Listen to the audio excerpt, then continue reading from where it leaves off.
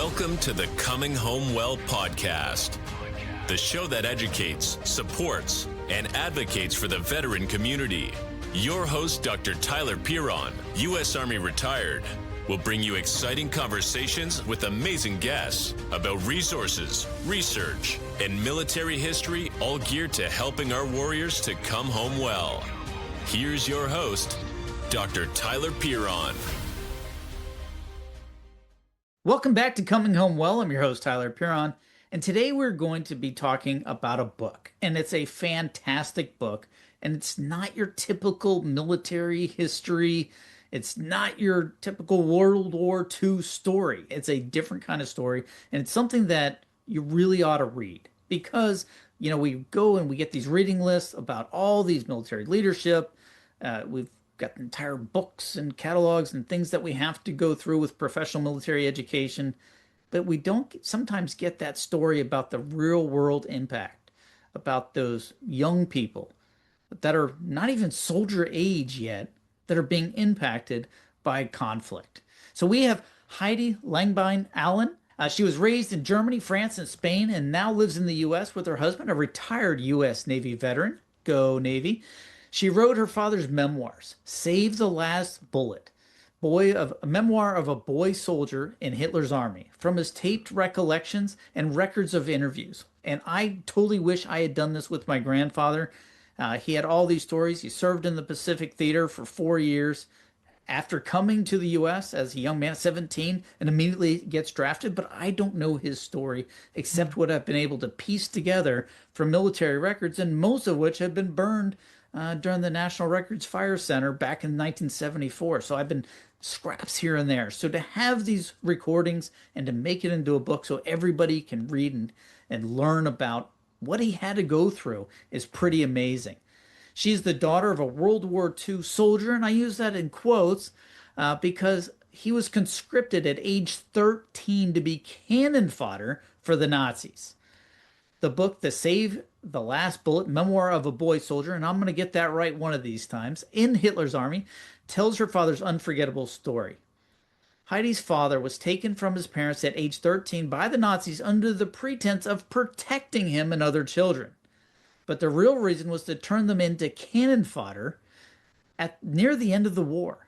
It was the final days of the war, and they were ordered to stave off the relentless Russian advance, the Eastern Front, which was the most violent fighting in most of the war, except at the very end when the Allies invaded. But it was crazy to me to think a 13-year-old could be conscripted, but it certainly happened. Heidi, thank you so much for joining us on Coming Home Well.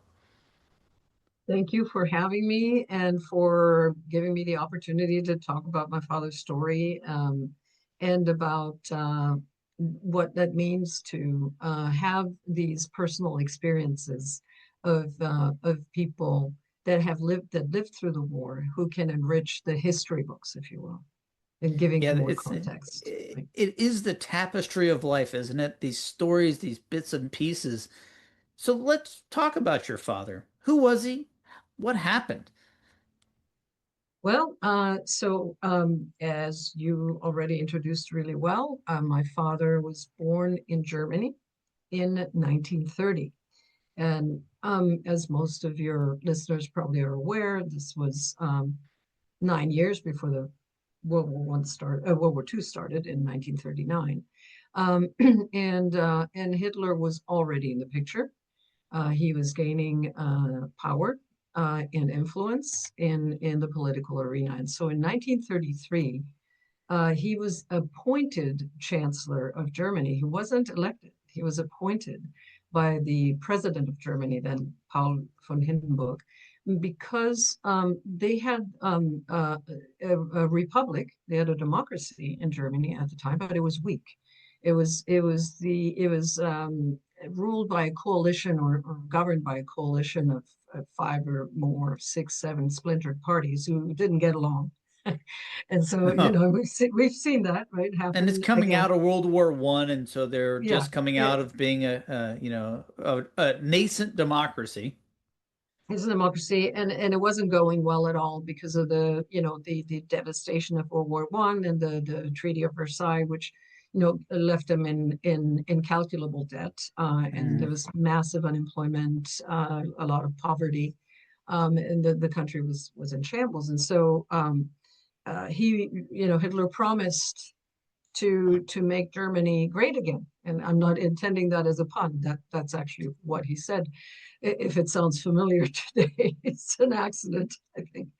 But that is what he ran on that platform. And so the elites believed that he could be controlled and that he would bring stability. So they appoint him chancellor. Very soon thereafter, I mean, within a month, there was a mysterious fire at the parliament, the Reichstag. And Hitler immediately blamed the communists for, doing that and trying to, overthrow the government. And so long story short, he convinced the president to basically proclaim emergency powers, through the Fire Act of 33.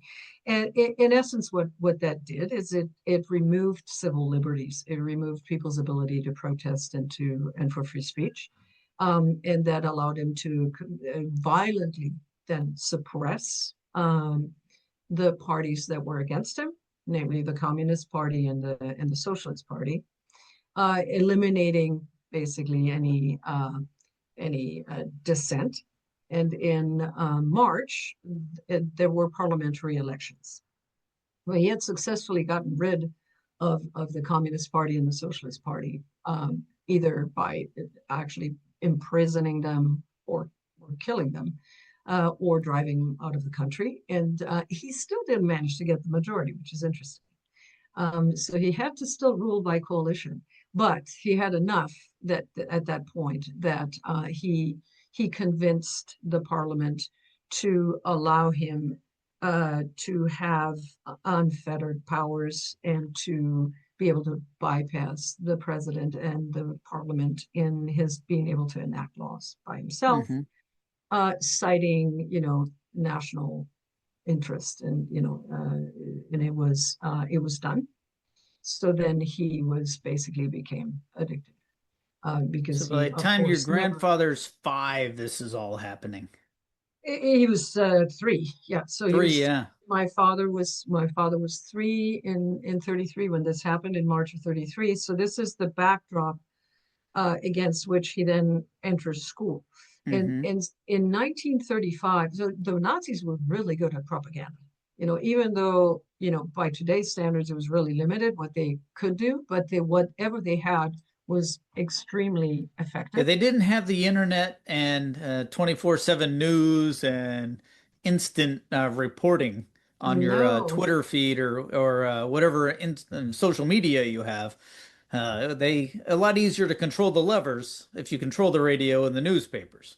exactly. So they did. So they controlled the newspapers and the radio. They had already eliminated freedom of speech, and they were violently suppressing it. Freedom of press became non-existent.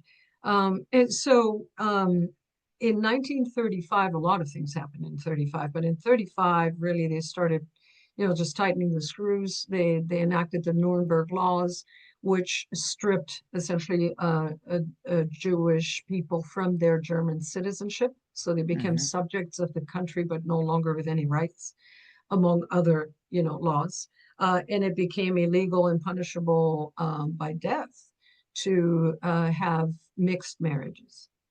Right. So those are a couple of the things that happened. And one thing that is important to mention is, because of the propaganda machine being so efficient, one of the things they targeted very, very intelligently was to influence children. So they started changing the school books and the narrative in the school books, and it changed from what traditionally, if you took an elementary school book, you would see narratives extolling the virtues of God and the church, and the family and family values. That changed, that wording changed to extolling the virtues of Hitler as the source of ultimate truth, and whom everybody should be grateful for. And instead of family, it was blood and soil and the fatherland, right? So there's the, not so subtle changes were already in place when my father started school. And so he started first grade in 1936. And that was the atmosphere. And that is what he learned. And, children form beliefs very early on in life, in the formative years of the brain, right? In the first 7, 8, and 9 years of life, you form all your basic beliefs. The other thing that they did was basically appropriate a heretofore absolutely innocuous association, which was akin to what here in the States is the Boy Scouts and the Cub Scouts. And it became the Hitler Youth. It wasn't called that before, of course. It was, I don't actually know what it was called, but it was basically a kids, boys, outdoor sports association, very similar to Boy Scouts, where you learn survival skills and, go camping and, play outside. Hitler saw the value in that. And so he became the precursor of the Hitler Youth, which would be like the Cub Scouts, became the Jungvolk, and that was for children boys ages 10 to 14. The girls had their own organizations, and then they graduated at age 14 automatically from the Jungvolk to the Hitler Youth, Hitler Jugend, and then in wartime, once they turned 18, they were automatically transferred into one of the armed forces branches. Now, did you have to join? Did you have to participate, or was it optional, or did it become less optional? Good question. It was optional until the war started. So the moment the war started in 1939 in September, it was no longer optional. So children were automatically enrolled, girls and boys, girls into their organization, Bund Deutscher Mädchen, which is like the Union of German Girls, where they learned to be good housewives and were taught to produce many children for the Führer. That was their main purpose. And the boys, of course, were literally indoctrinated into the ideology and trained for war. And so at the tender age of 10, my father, of course, gets automatically enrolled because it is mandatory. It's not even loosely optional anymore. And well, he loved it because it was fun. Outdoors, just activities and lots of, roughhousing and playing games, what's there not to like, right? But what he obviously didn't grasp is that he was learning paramilitary songs, and he was taught to march, and he was taught to, the games were target practice, which is great fun, but it's also got a purpose. And throwing hand grenades, not real ones, but hand grenades, the wooden ones, and it was made into a game, right? And so this is what really they were doing, and all the while talking about the ideologies that they had, and also removing them from the influence of their parents, because they had activities almost every day, and also on weekends, in particular on Sunday mornings when they were supposed to be going to church. Interesting. I wasn't aware of that. Yeah, it was all done on obviously with a very clear purpose. And so, yes, so my father was enrolled at age 10. Now, in the meantime, my father had, noticed certain things weren't quite right. But he, I think also children, because of what you said, also no social media, no other influences, not a lot of inputs. I think kids were more, I hesitate to say innocent, but maybe just less aware, and sure. There's nothing for you to compare against. Grew up a little bit later, right? So so my father did notice certain things were amiss, and he actually connected the dots many, many years later, that when he realized that he'd actually witnessed the aftermath of Kristallnacht, the night of glass, right, of broken glass, where thousands of Jewish businesses were destroyed. And hundreds of synagogues were set on fire. And he he recalls his father in the morning. So this was the morning after. So it was the 10th of November, 1938, taking him to school. But he made a weird detour because he took him to his office first. And my grandfather was actually, he was a civil servant. So he worked for the government. And he was a train supervisor for the German Reichsbahn. And so he took him to the train station, which was unusual. But my father didn't think a lot of it, but it was earlier than normal in the morning. Mm-hmm. And he saw this glow, this glow in the night sky. And later he realized, well, that had to be fires, obviously. Right. But as an 8, 9-year-old, you're not thinking that. No, he had no idea. And then, but he, there's just something kind of off. And he took him to the train station, and then he's talking to people, and all of a sudden he says, okay, it's fine to go, take you to school. And as they got to the school, there was a synagogue nearby, very near. Mm-hmm. And in fact, they were putting out, it was chaotic, right? And they were putting out a fire. The firefighters were there, and a bunch of people, and he, that disturbed him. And he saw that, kids were trying to run into the ruins, and the teachers were running after them, and he got he got a bad feeling, and he asked his father what was going on, and his father looked very worried, but he told him to just be quiet, just forget about it, and just left him at school. So yeah, you don't ask a lot of like questions as a young person in 1938 to especially. No, first of all, you didn't ask questions of your elders, but then if you did do just that, and you got no answers whatsoever. Mm-hmm. And then he had a little friend. My grandmother was often ill, and she had a neighbor who was a German lady married to a Jewish gentleman. And they were actually good friends. The families were good friends. And this family had a shoe store. That in itself is a really remarkable story. It's worth its own book. And because my grandmother was often ill, she would leave my father with the ladies. She had a much younger son. So the son was maybe a couple of years old. My father was already 8 or so. But, when he was a little younger, of course, the baby must have been. But my father played with him. And then all of a sudden he realized at some point, well, wait a minute, we're not going to visit anymore. Why is that? And he was basically summarily just told to not, Don't ask those questions. Don't ask questions.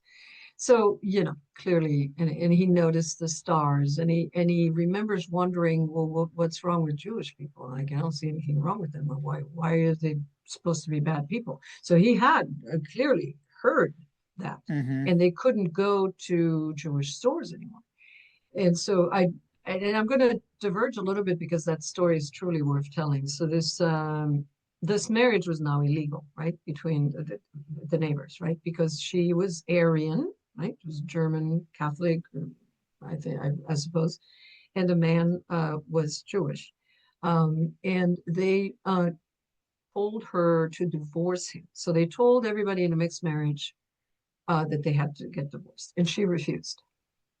And that technically spelled her death sentence. It's just that it sort of came slowly, because I think the Nazis were too busy with other things, and this was a small town, right? My father was a small town, so because they keep such good records. They had 427 Jewish citizens. Like, this is actually the history of the town. Wow, that's it. But there, and this family was obviously targeted, but not so much so that they took her away or him away immediately. They did, in fact, end up taking him away. He was deported to the Terezin or Theresienstadt concentration camp, which is in the Czech Republic. And she was left behind, but she was denied food stamps. She was not allowed, so her neighbors and friends, people were prohibited from lending any assistance. and she was not allowed to work. So basically, she was left to starve, with a young boy, right, 2, 3 years old. And he was considered, a Mischling, a mixed breed. So he was basically considered worthless. And so the neighbors quietly, slip her food. So she made it until a certain point. And then in 45, when things got really, really bad, the Nazis went on rampages where they would collect people that they had missed, literally at the end when everything was lost. They were in this, desperate rage to they collected soldiers, German soldiers who might have been lost from their units, and they would label them traitors and hang them from the nearest street. They would execute them, and they would take all these people that they hadn't quite gotten to yet and collect them and put them in concentration camps and to exterminate them. And that was going to happen to her. And so my grandparents hid her and her son in the coal cellar, in their coal cellar. At, no sure great peril to themselves, but she survived. And the remarkable part of that is the gentleman survived. And after the liberation, the husband and the wife. The husband survived too, and he walked home from Terezin. During that exodus from the eastern lands. So where in Germany? Where in Germany are we talking about? It's North Rhine-Westphalia, so it's pretty far. Because it's on the other side, right? So it's on the western, northwestern side. Yes, the Netherlands side, to be exact. I actually lived in that region when I lived in Germany. So I know exactly where it is. Yeah, it's a heavily industrialized area, which was also why it was very heavily bombed. And then fast forward, my father was taken out to be protected. But what's interesting is they survived, and it's a beautiful love story because they, while the vast majority of Jews who survived left Germany, because of his love for his wife who had stood by him, he stayed. He stayed, and that shoe store is still being run by their descendants today. And I had the privilege to go in 2022. My uncle told me, the stores, I knew it was open. I knew it was still, in operation. So he told me, I'll take you. So we went, and there I met a woman a few years younger than myself, who was the daughter of the little boy my father played with. And she was the descendant. She was his daughter, the granddaughter of the folks whose story I was just telling. And she told me, she corroborated the whole thing. She said yes, that's exactly what my family told me. Oh, that is amazing. So I'll rewind a little bit. We're back to like 1938, 1939. Yeah. Your grandfather's in the young, it's not the Hitler Youth because that's at 14, but he's doing that. Yeah. He's in school. My dad, actually. That was my dad. My dad, yes. That's your dad. Yes. The grandfather hit him. Yeah. So your dad's doing that, and then he's in school. And what's going on? Like, so at 13, I mean, you don't even join the Hitler Youth till you're 14. Correct. But now we're like 1941, 42. What's going on? Yeah. So what I was, that piece of the story I was just telling, where the man was removed and taken to the concentration camp in Terezin, was in 43. And that is the point at which it was a turning point. I think that, where Germany, it clearly was not doing well, right, in the war. And there was heavy Allied bombing. So under the guise of, protection of city children against this heavy bombing, the Nazis devised a program. They already had it in place since 1940. They had started it already.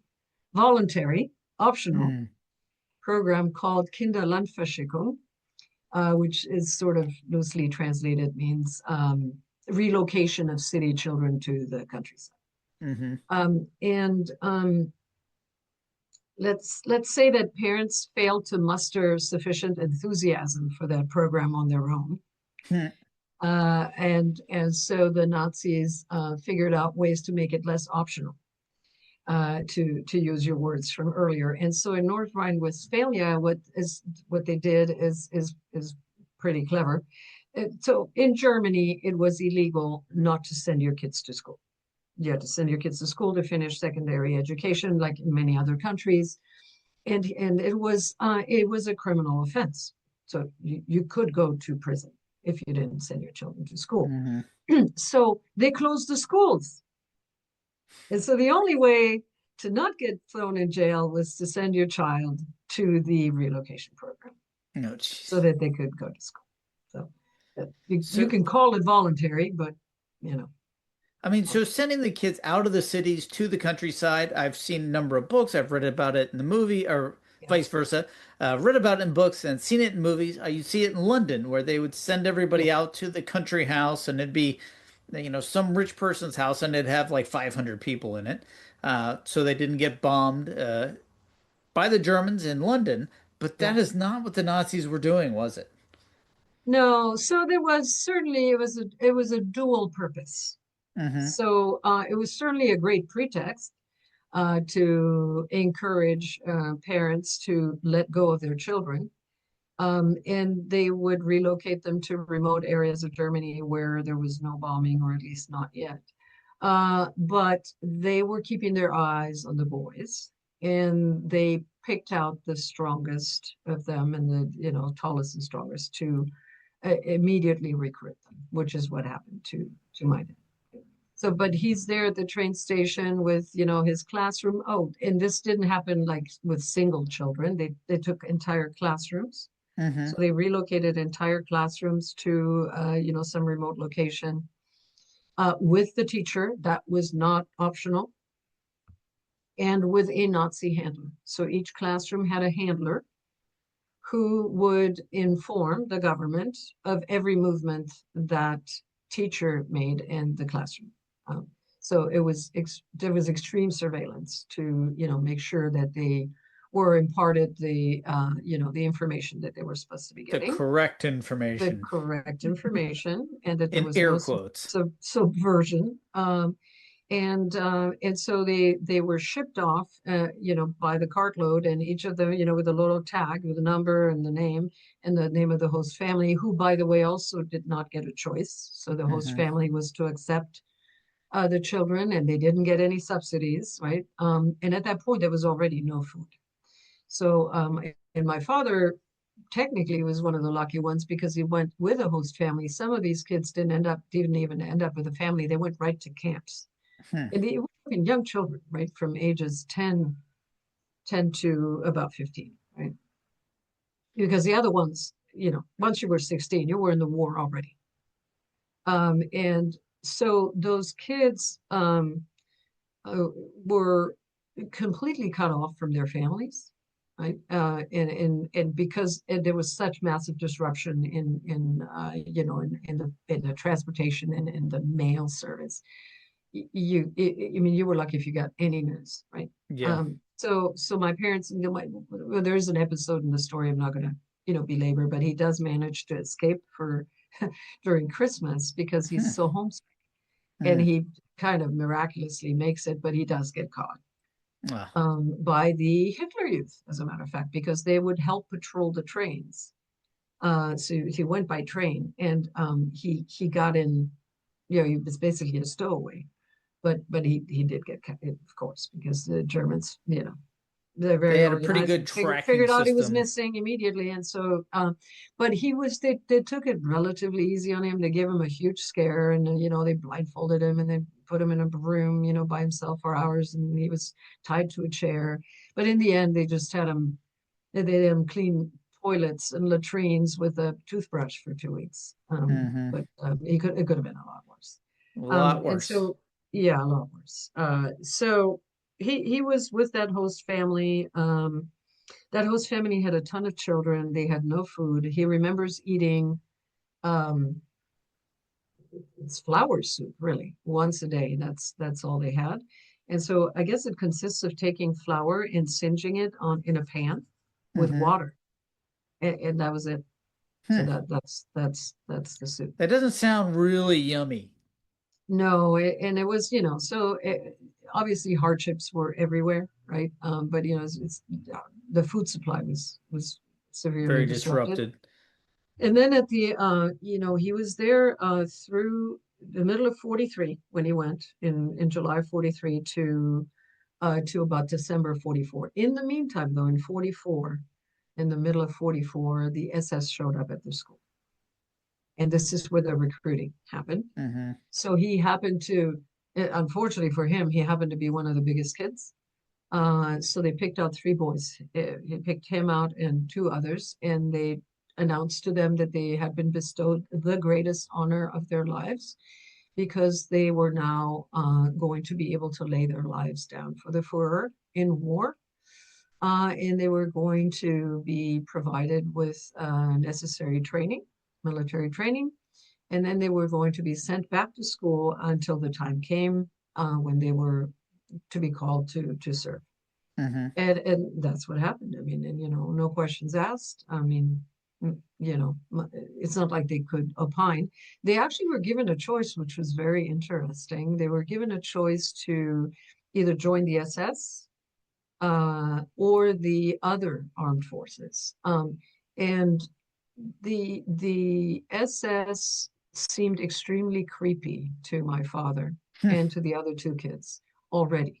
And so they'd The figured that uniforms were probably a they're clue, I they were think. just extremely creepy, is what my father said, and they wanted nothing to do with them. They realized at some level that they were very dangerous. And so they immediately volunteered for the army, and they were granted that wish, which probably saved their lives, perhaps, I don't know. Hmm. Um, and um, and so they went to the training. They did 2 months of training where they were it was very basic training, right? Just perfunctory training. Hmm. They were taught how to use machine guns and pistols and this bazooka-like weapon. It's like an anti-tank missile launcher Hmm. called Panzerfaust. That was actually like the latest and greatest at the time. It Hmm. was apparently very, very effective, and but it was a single shot weapon. So And you had to get pretty darn close. and you had to get very, very close. You had to get at exactly 20 meters distance, Yep. which I can only imagine a Russian T-34 tank at 20 meters. I mean, it's a mountain, right? I Yep. mean, it's extremely intimidating. Um, and um, and my father then, when he found himself in battle, um, we'll had to deal with that. So, and I'll come to that in a minute. But yes, so yeah, off they went. They got and then they got shipped back to school. Now the conditions at this point had deteriorated to the point where there was, the massive influx of the refugees from the east Hmm. pouring in. Bombing became very heavy even in the south. So they moved them to this very, very remote village in the Alps close to Austria called Schleching. And they went into like under cover of night in December of 44. And it was it was the old post office, I believe. And so, or it That was must a have been ho cold. I it can was just, no, it was a hotel. It was a hotel and a post office. I can It just was, imagine how yeah, cold this has to be. The Alps in Germany. I've, lived in Germany, and it's not super cold, but up in the mountains it gets pretty darn chilly.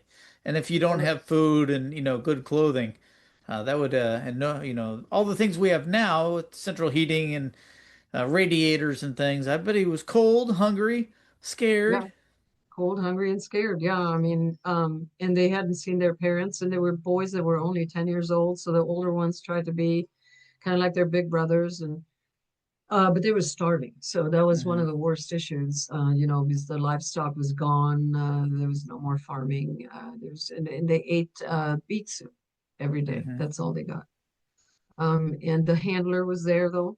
That was relentless. Like they didn't miss a beat. And then they had, they needed to survive. And, as kids are, enterprising, and they found a way to get into and, you know, people's homes and cellars, and they were stealing food, you know. Hmm. And so they found a butcher shop that somehow the cellar wasn't locked. And so they got in and swiped a bunch of ham and sausages and whatever they could get a hold of. And, that tided them over for a little while. But then in February of 45, the SS showed up. And so they showed up again, right? So now everybody kind of knew, well, my father, he knew it was coming. Because he'd already done the training for the Wehrmacht, Yeah, the army, but he exactly. hadn't been called up to serve yet Not yet. because he But was now 12, 13 years old. he was 13. At this point, he's 14. Okay. And so they show up and they bring a lot of food because the SS was well fed. And so they had Hmm. their own food stores. And one of my father's schoolmates thought would be a great idea to go swipe, some food from the SS depot. And he went. He went alone, and he got caught red-handed. And what the kids didn't know was that stealing from the SS was punishable by death. So by firing squad. So they lined up all the kids the next morning to watch the execution of their schoolmate Oh, against the wow. back wall of the building. That will give you some trauma, I would imagine. Yeah, and they said this is vermin. Obedience, is mandatory, and you will suffer the same fate if you disobey. And Wow. they Especially, executed. we're talking like kids, little kids. Yeah. So I think they moved the 10-year-olds. They took them somewhere else, but everybody else was made to watch. And that's Hmm. something my father never forgot. And that's when I think the sort of a coin dropped somewhere where well, first of all, it got very real, and it got really, really scary. Hmm. But he knew there was no way out. And sure enough, soon thereafter, I mean, within a couple, 3 weeks, in March, mid-March, they came to pick him up. So the army came, took the three boys and put them right at the Eastern Front, which at the time was in Austria already. So what my father also didn't realize until much, much later in his adult years was that he'd been in a very important battle, Hmm. which was the precursor battle to the Battle of Vienna. So when in fact, it was the Ukrainian army that came from the east and advanced from the southeast into Vienna. There is a city just in front of Vienna called Wiener Neustadt, and that was the last bastion of defense that the Germans had against of course, what they considered the invasion, right? My father Hmm. and the kids that were with him were told that they were defending their fatherland against the invasion of the barbaric Russians. Hmm. That's what they were told, and they were to defend their homeland. And so, as every young man, who's grown up in, his country will do, is called to arms, he will serve, right? And not that they had a choice either. And that's where he was. He didn't know this, but he was told to dig a hole, a foxhole essentially, to get himself into position to Hmm. wait for the advance of the Russian tanks. Right. And he recalls setting like a marker in his mind where the 20-meter mark would be, more or less, right? Hmm. About 60 feet, right? Um, so that he wouldn't miss the target, because they told him if the tank was too far, he would miss. And if it was closer than 20 meters, it would run him over. So Hmm. you only got one chance at this.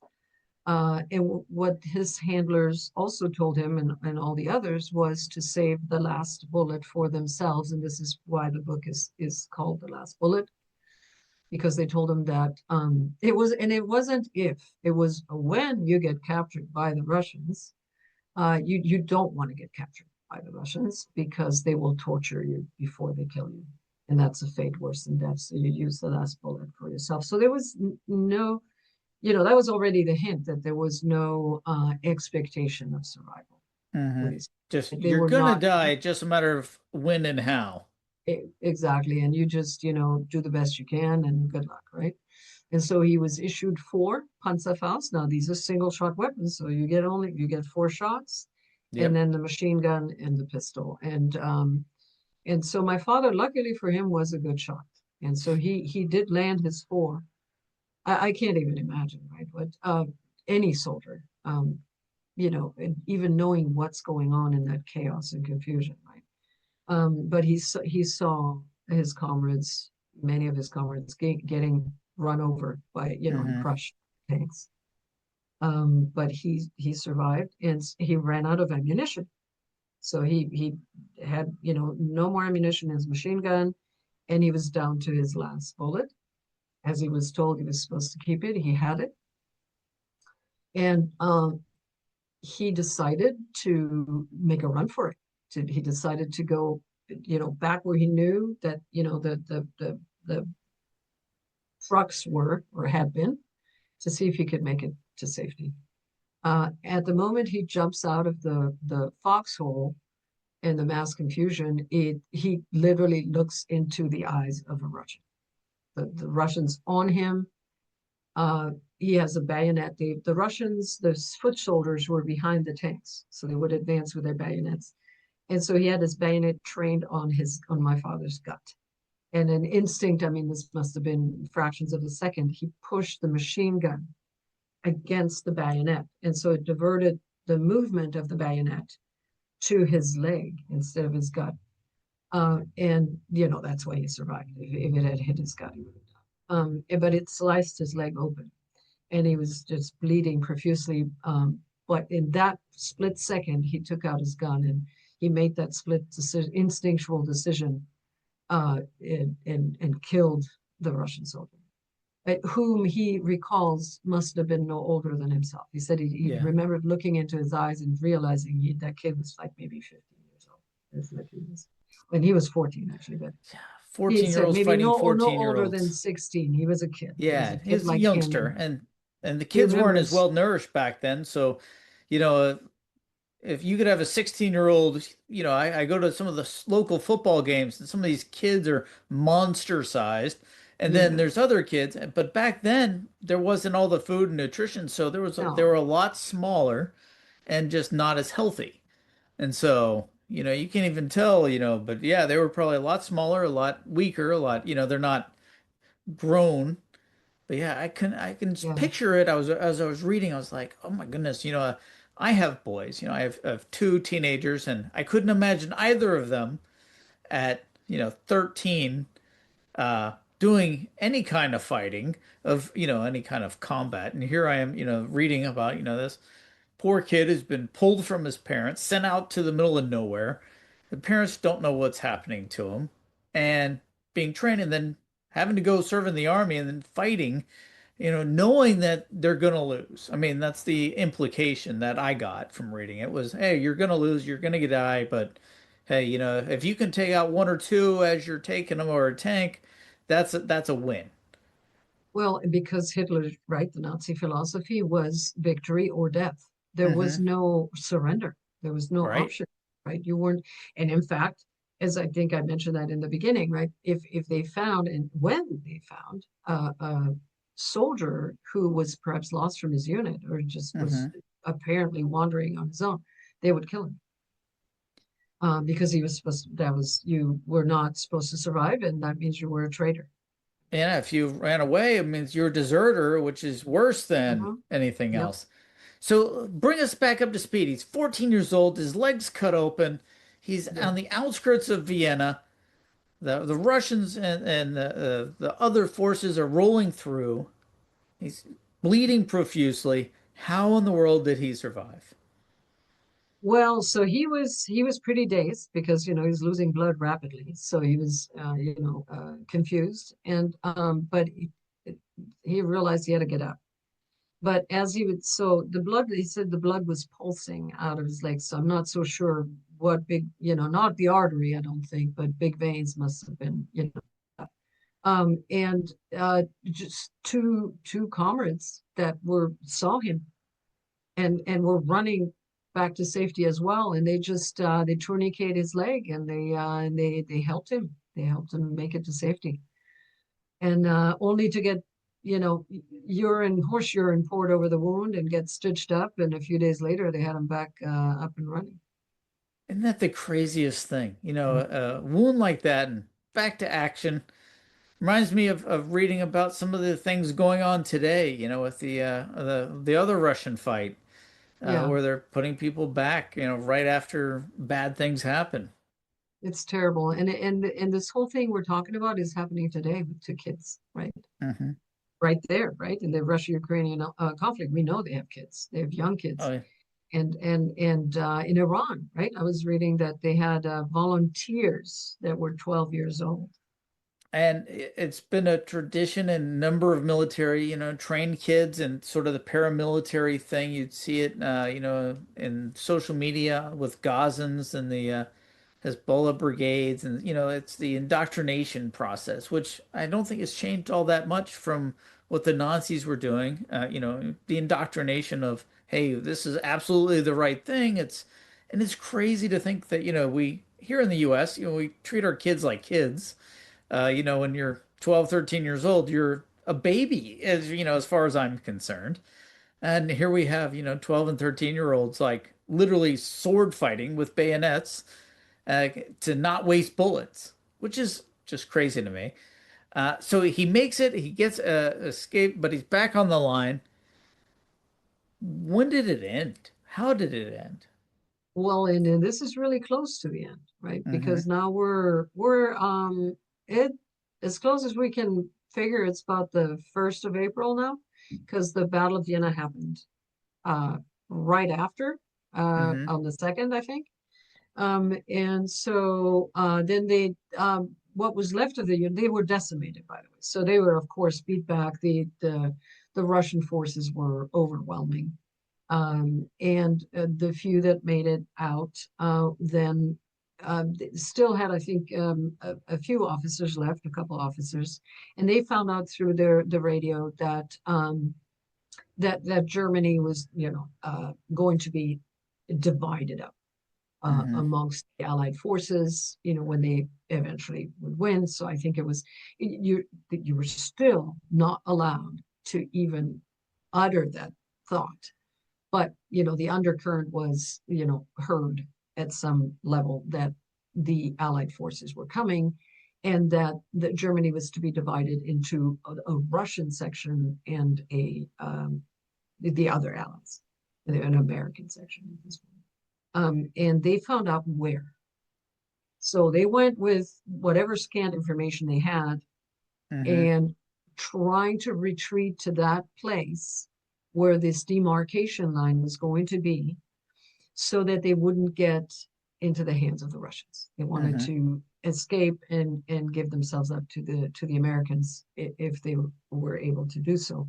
So they went into a rapid retreat. They still had, I mean, a lot still happened, right? They still had battles. It was not a cakewalk. It took about, I think, a month. And this is now, so now it's early May, but they make it. So so the demarcation line was supposed to be across a river. The river ends that runs through a town called Lietzen in Austria, and they make it. So they Hmm. cross that bridge, and they cross that bridge on May 8th. Well, what they don't know is that the war ended right about at the time where they were crossing the bridge, right after or right before, right? Wow. Yeah, the VE They did Day, I not think, know was this. May 8th.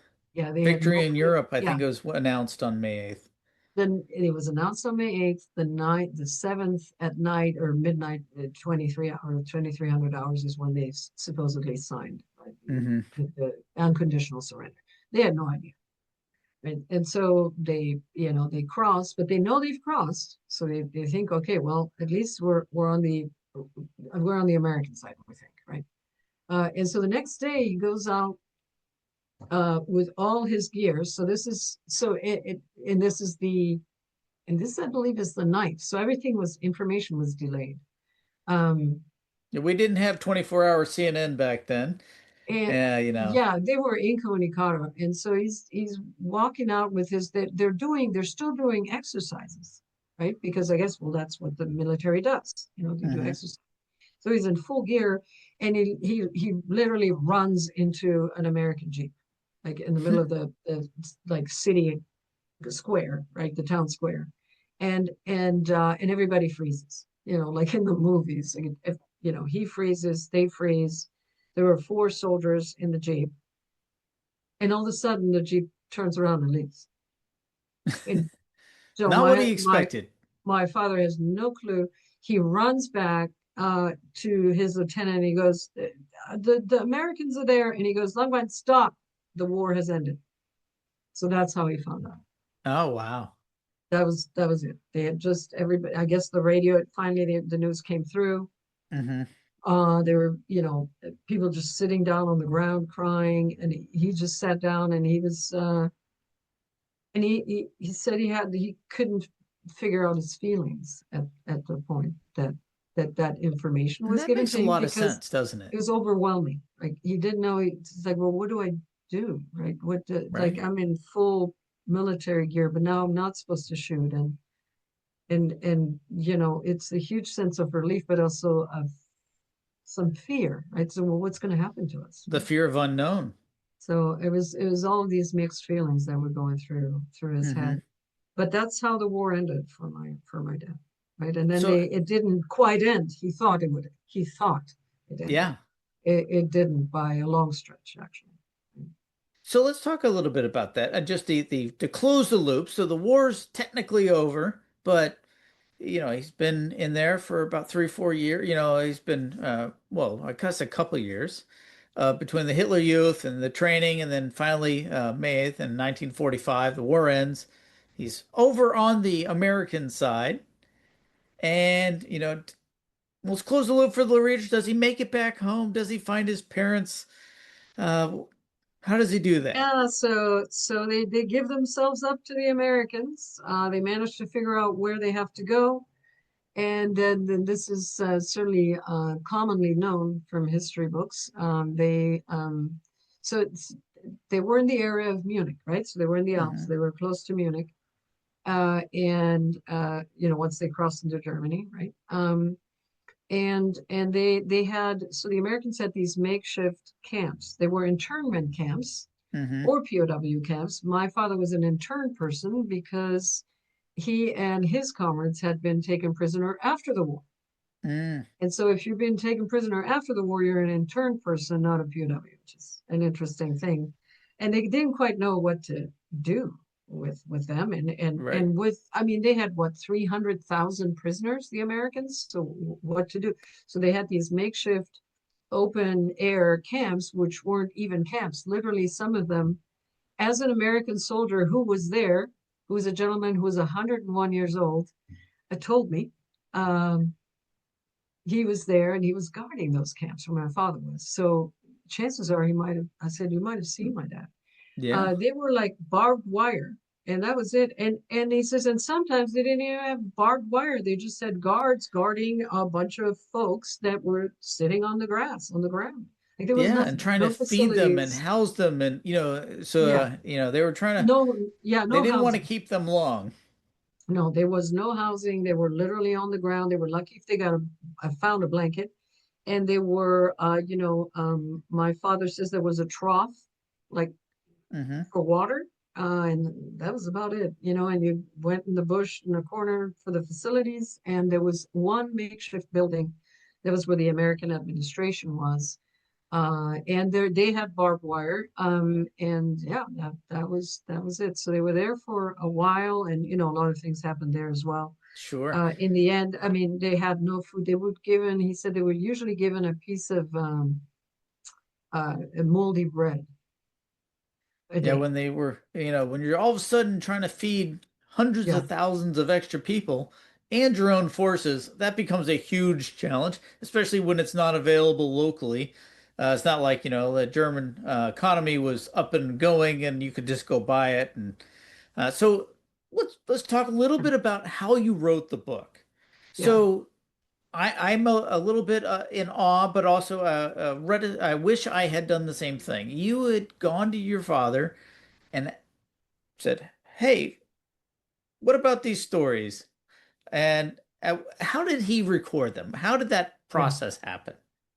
So what happened is, of course, he didn't get back immediately. He had a lot of things ended up happening. He almost ended up dying after the war. He ended up making it home, getting nursed back to health by the British at a British hospital. It was 90 pounds, and he was 6 feet tall. So he was skin and bones, and Cadaverous. in really, yeah, and not in good shape. And then he had to do a year of forced farm labor. Um, but he made it, and his parents were alive. His father didn't want to speak to him. So he ran into his father when he finally made it back to his village, to his town that had been destroyed almost completely. It was about 85% destroyed. And he didn't know what he was going to find. And it was all rubble. But he did know directionally, he knew where the home had been. And he went in that direction, and he saw his father.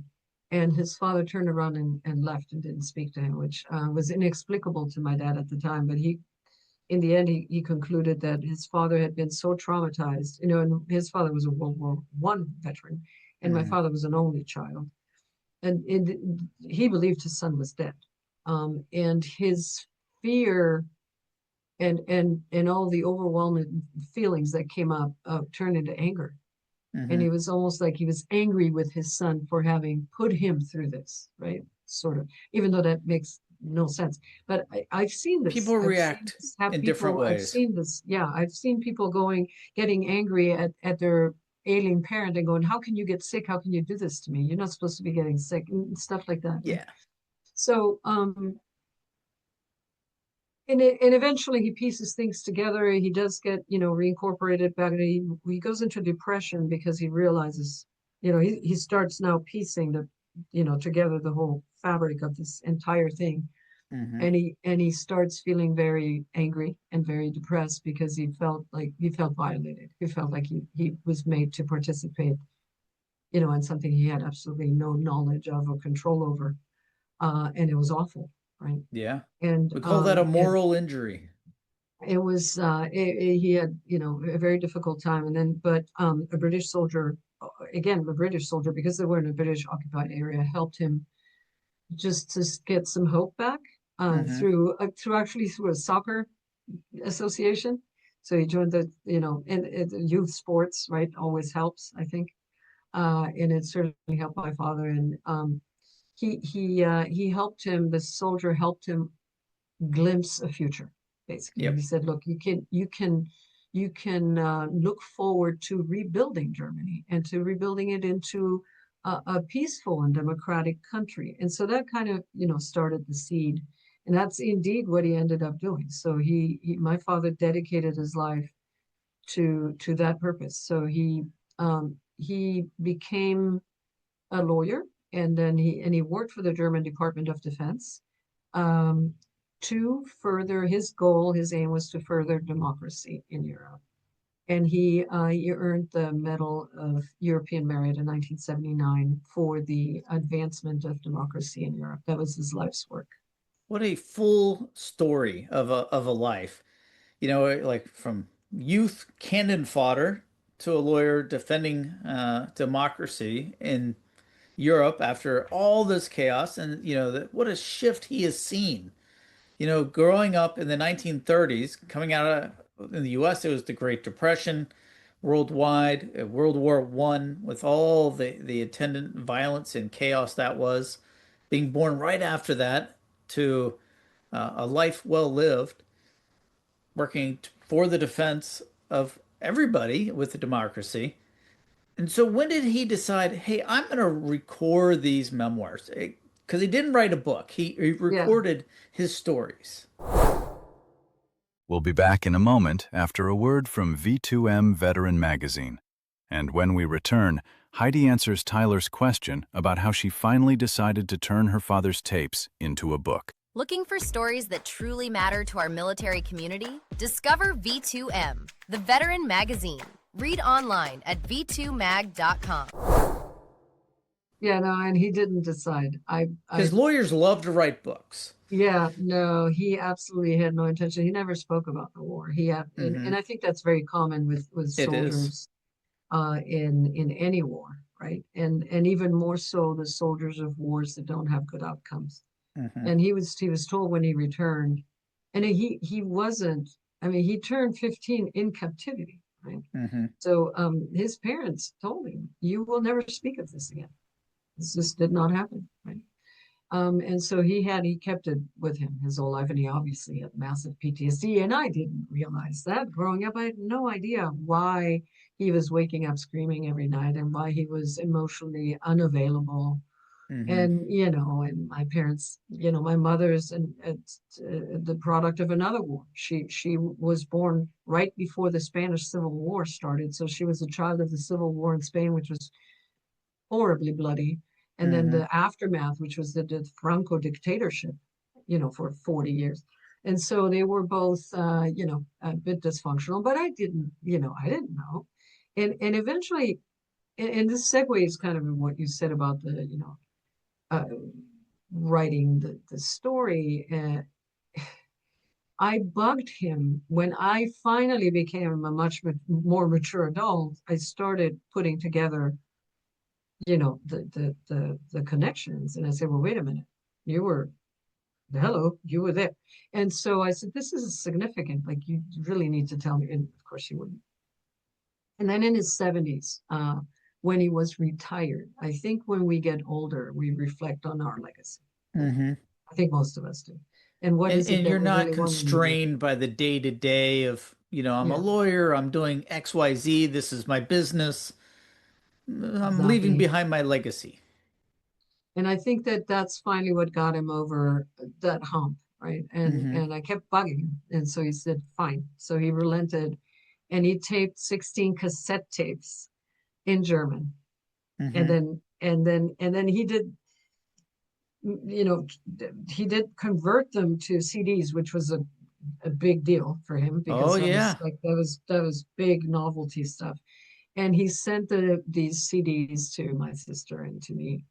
And I just said, oh, fantastic, this is great. I listened to them with, fascination. And I put them in a drawer, and there they sat for years.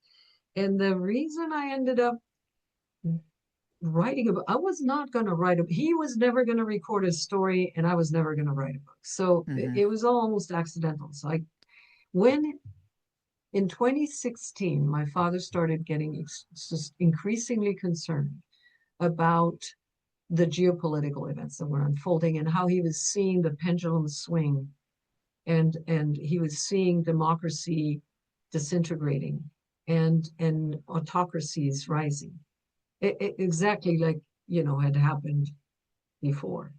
And even though history doesn't repeat itself, it certainly has a lot of parallels. And he saw it, and that's what prompted me. It reminded me of the tapes, and I said, you're right.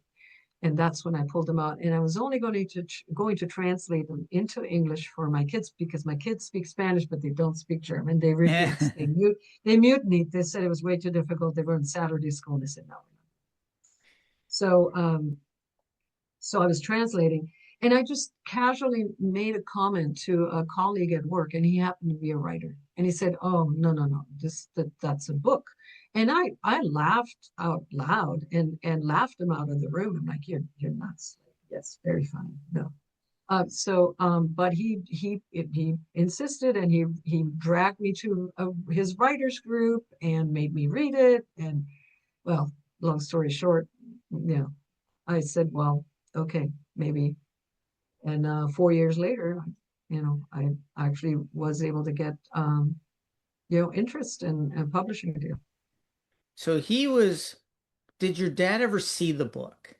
He never did. He would laugh, because so I started interviewing him, because he lived in Spain. My parents retired in Spain. My mother, being a Spaniard, made him promise that after dragging her all over the world for Hmm. many, many years. They were going to retire in Spain, and so they did. And he was in a The weather's retirement so much home. better. The weather's He's so much so much, better. and yes, and the food is great, and the people are nice, and so and but he was not well, and I started interviewing him on a weekly basis. I would have weekly calls with him, and he loved it actually. At that point, now he was welcoming, I think, just the attention too, and just that the fact that I was interested, and he told me a lot of family history too that was extremely fascinating. And so I've got all of that, which is priceless.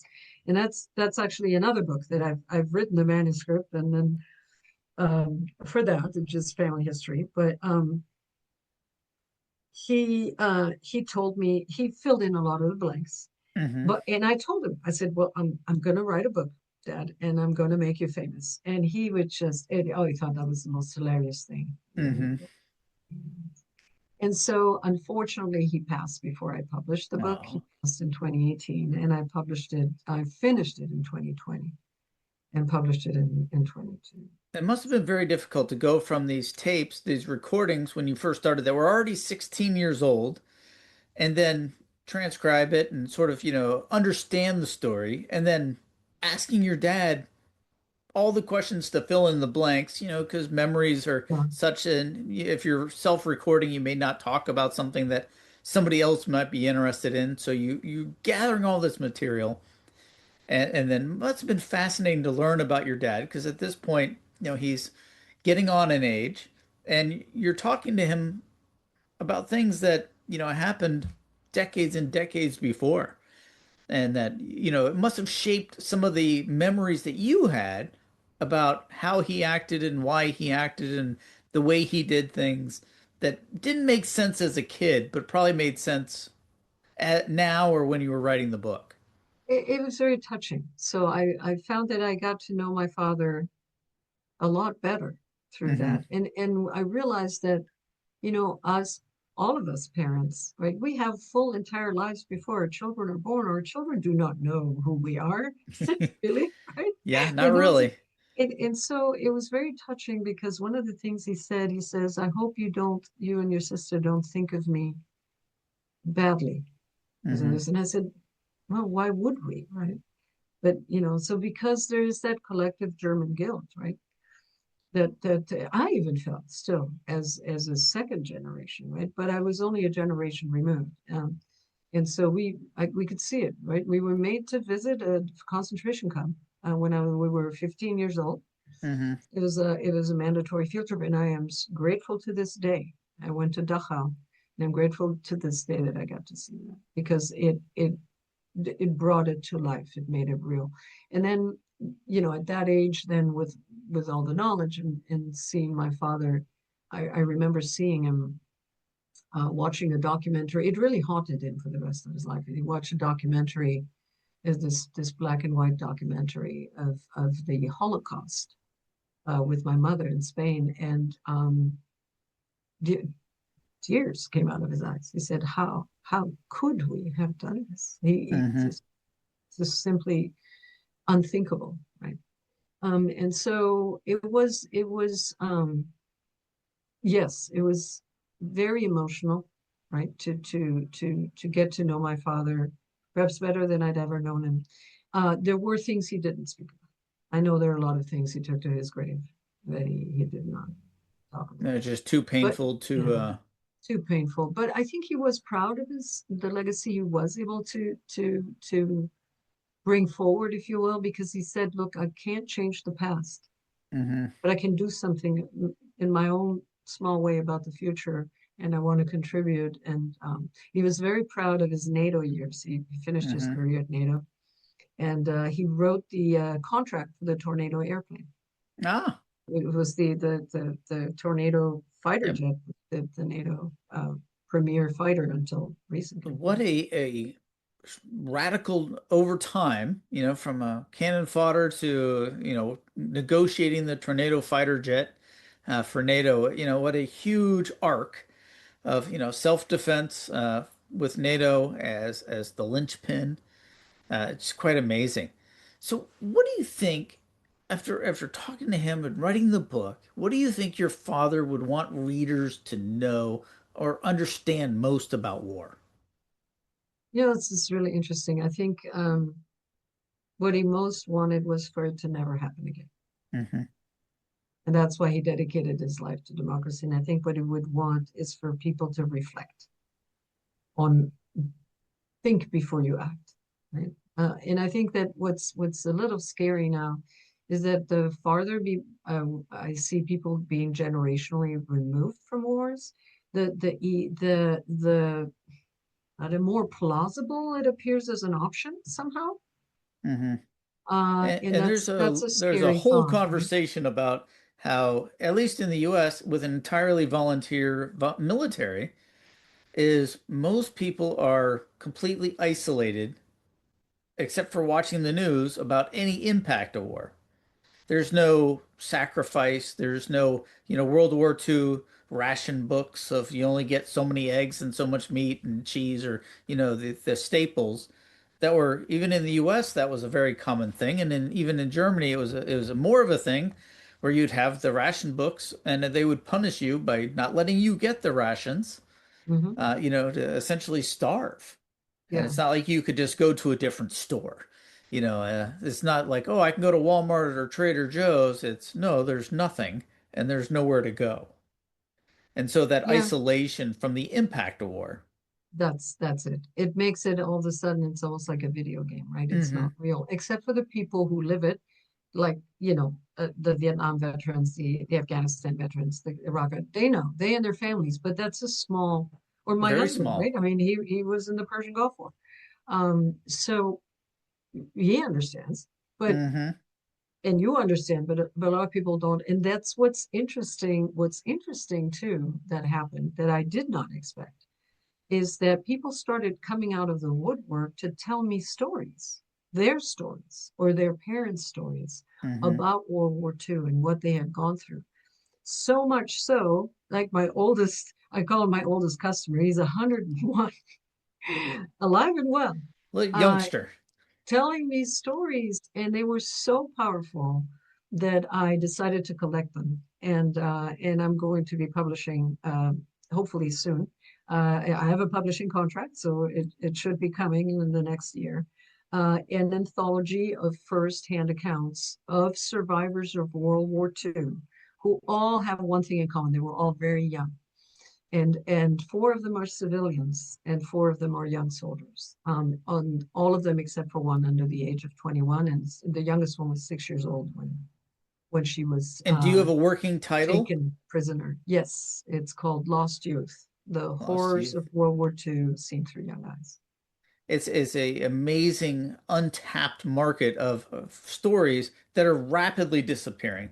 I lost my grandfather at Yes. like 63, I think, and he had Oh, been uh, very, in the World War II, drafted and then sent over to the Pacific Theater, speaking mostly Polish, and then, learned English, very, a little bit, and then he always spoke with somewhat of an accent. But they sent him over oh, to the Pacific Theater during World War II, and he would not talk about no, talk about. anything. No, he had a few things he left me and things like that, and we had a close bond, but he didn't talk about it. But when I was a kid, hearing him wake up and screaming in the middle of the night, Mm, I had no idea what was going on. And my grandmother would like, "Oh, your grandfather he has nightmares, and then you wake him up, he's okay." And now I know what's going on. But back then, as a, an 8, 9, 10-year old, I had no idea. And I wish now that I had these stories where he had recorded them, or where he had told the stories like your father had. And folks, you miss out on this oral history that is so important. Go talk to folks, get them to record their stories, listen to those stories, ask the questions. It might be tough for them, but they will have that legacy of challenge and really bad events so that we don't make the same mistakes again. I uh, think that's a really big takeaway from all the stories. Whether you're fighting on the 100%. most, the evil organization that we can even come up with, because there's no greater slur than calling somebody a Nazi because of the horrible, evil things they did. But not everybody that fought in Germany was a Nazi. They weren't the SS. They weren't, the vast majority were just people that were inducted into the military and told to go fight or you die. Well, that's not a great option either way. And if you've been raised as a little kid to believe in something, and all of a sudden, you're saying, "Hey, this is what I got to do. This is what I got to do," and there's a lot of shame with that where people had, and so we didn't hear these stories. They weren't accepted. You couldn't go as, "Hey, this is my time in the Nazi youth." Well, now you could because we're far enough removed, but post-war, there wasn't a lot of stories that were coming out, and people didn't want to hear it, and so a lot of those stories have been lost. And Heidi's done a fantastic job of helping us learn some of these amazing and really kind of scary parallels of how do we get to a war? How do we teach Mhm. people to hate and teach people to, these kids, these children, they're not even kids, they're children to fight, which is crazy to me. But it's crazy to most people, which is why we can talk about it now and go, we don't want to do that anymore. So, Yeah, we gotta preserve that, as mhm, much as possible. That's what drove me to collect those stories. I had no intention of doing that, but it's such a natural sort of progression. Now I see it because they're all dying off. mhm, There was a podcaster that said it really well. He has a war podcast too. It's called The Beaten Zone. I don't know if you're familiar with it. His name is John Mark Wilson, and he said something that I think just defined it really well. He says these oral histories, right? These personal accounts, they don't claim to document history. They mhm, just they reveal the emotional truth mhm, behind the war, and that's the truth that lingers, right? That lingers after the fighting stops, and that's what we're talking about too. It threatens to become generational. So it's very important to bring it up so we don't, like you said, we don't make the same mistakes again. We can hopefully learn something. Right? So, how do you think families can encourage these difficult historical conversations instead of avoiding them? Because you did that. I mean, obviously, he recorded it first, and then 16 years later, you're coming to your father going, "Hey, remember those recordings? I listened to them again, and I've got some questions." How would you, if somebody's trying to do what you did, or maybe they didn't have the recordings and they want to talk to someone that, was a soldier or something like that, or some historical event, and it's painful and it's difficult. What advice would you give them? It's well, I think it's very personal. It's not easy. Hmm. And again, as you said, even with your own grandfather, right? Your grandmother said, "Oh, it's just nightmares." Well, that's exactly what my mother would tell me. So, but perhaps as people get older, right, Hmm. and start winding down and reflecting on, well, what is it that I actually want people to know about me? Or what could I contribute? Then I think there's more of an opening, right? And Hmm. and enough time has passed too. And I think that's usually an older people, I think are more willing to share Hmm. their experiences and their perhaps in the hopes that there might be something that somebody else could take from it. So that's an opportunity to go. I was even thinking about, I've gone actually to retirement homes Hmm. to talk to just do free talks, about the story, and it's amazing the reception I get. Like they all want to tell me their story from Yeah. any side, right? You get people from every walk of life, from every country, saying, "I've got this story, and it's so great that you are sharing your story," and it encourages them to share. So I think perhaps that's an angle, right? That as a person gets older, to just take an interest in their lives, right? And then they might open up. it's a huge thing. There's a number of programs that go around and try to record these oral histories, and the Library of Congress has a program to do it as well. But it's sort of challenging because like you can't just go up to random people, tell me your story. Having that, like tell me your story and some of the most personal and violent things you've ever done, and that shaped you as a person. So as you were listening to these stories of your father, and you then come back, years later to consolidate it for a book. Did anything change about how you thought about your father, about how context or image or something making sense or not making sense over time? Because a lot of families that would be dealing with, uncover these painful wartime or violent histories. You might look at someone and think they're a monster. I'm sure that must have been a concern for your father, like, oh, he was fighting for the Nazis. She must think I'm a horrible person.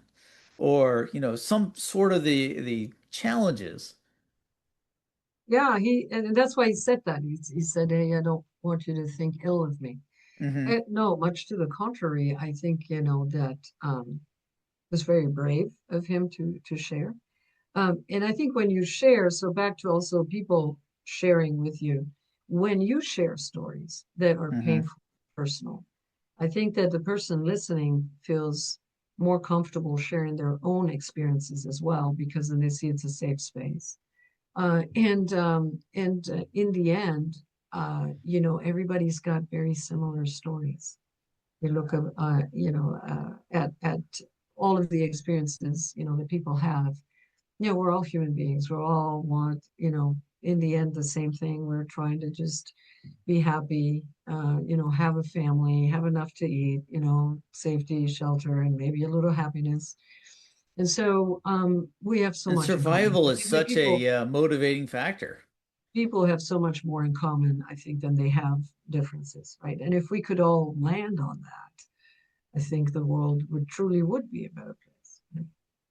So, one last question. What do you think your father most wanted his family to understand about his experience?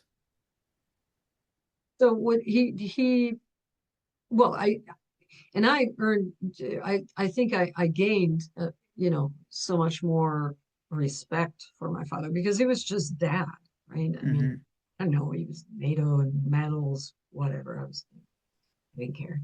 And then I realized, oh, wow, that's a big deal. And Hmm. so he really did. My father had enormous integrity. And that's one thing that I took out of, you know, as a lesson, a life lesson for me or a guide for me to follow. That Hmm. he never compromised,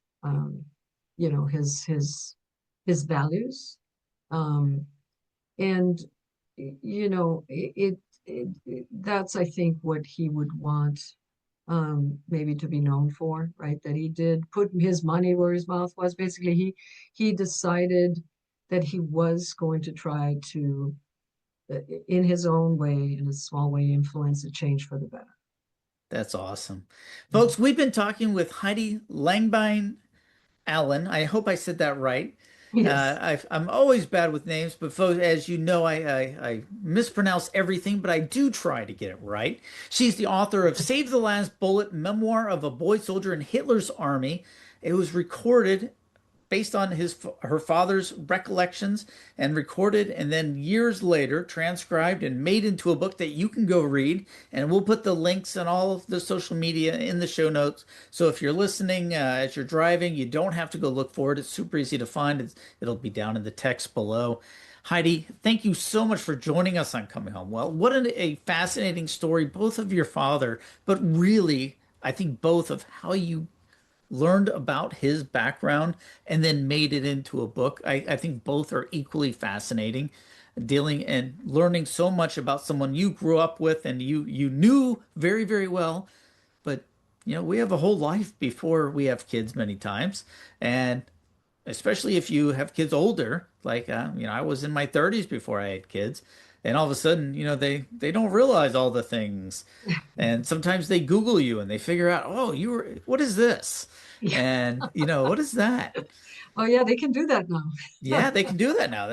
Back in the old days, you'd have to go through newspaper archives, and it was, a lot different things. And so it's a whole different world that we live in now. But there's a lot that just is never going to get recorded. It's never going to be there. And if you don't ask the questions, your family history goes with it, and those recollections and those relationships and those things that matter, those glue that binds us together gets lost to the sands of time. So, folks, if you have family members, go read Heidi's book. First off, as inspiration, but also as a warning of sorts about the dangers of war. Because nobody prays for peace more than a soldier. That's a truism that's throughout the ages. But go talk to folks. Go talk to your parents, your grandparents, your uncle, whomever, and get their stories and record it. And it's important not only for posterity, but for your own family's lore. So it's pretty amazing stuff.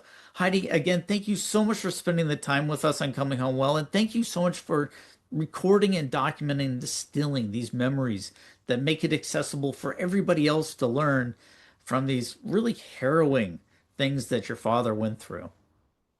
Thank you again for having me and allowing me to talk about this topic. It's very close to my heart. Thank you.